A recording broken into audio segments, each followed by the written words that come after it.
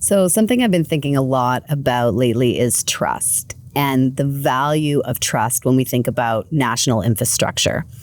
When we talk about systems that are built on trust, they tend to last longer, right? People feel ownership when they participate in building something. And I think we all have seen that when people create something, they tend to be more defensive of it. And that we've seen is the difference between programs that work for a few years versus the ones that endure for generations. Trust is really what allows things to scale. It's what can turn a platform into a network.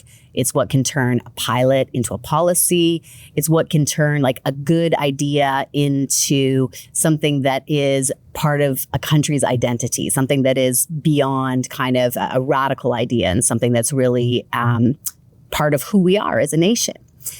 And at Magnet, we have a lot of experience with this. Everything that we have built from kind of national collaborations to actual digital tools really depends on that principle. We've seen that trust really can't be engineered from the top down, that it's earned through alignment and transparency and shared benefit. And unless you have, millions of dollars to be handing out to people have to feel that they want to work with you. It has to be a mutual benefit. And so I've been thinking about kind of that feeling of trust and how you start to use it to build infrastructure or to capitalize on it. And this has got me really thinking about the art of polling. I think that I've always thought about polling as a way to predict opinions, but it's also a way to measure readiness. Polling tells us where trust lives. It signals when public opinion, when public sentiment is open to something new, trying something new, and when it's not. It's really a map of the collective mood that shapes every major policy decision or innovation in this country. And right now that map is really complex. Optimism about Canada's direction is rising, but confidence in institutions remains pretty fragile. And people want change, but only if they can see their reflection in that change.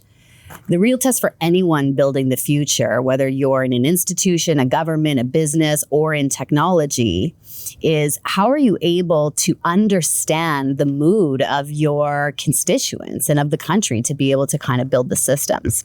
So if trust is the human infrastructure beneath every other system that we design, then when you build on it, things don't just kind of function well. They actually have a chance of enduring, of being a meaningful foundation for us to build more on top of.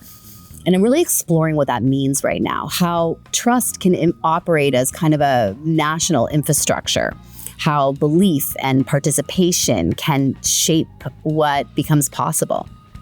And I don't know yet where that leads, but I am curious what we might build if we start with trust and then design everything else from there.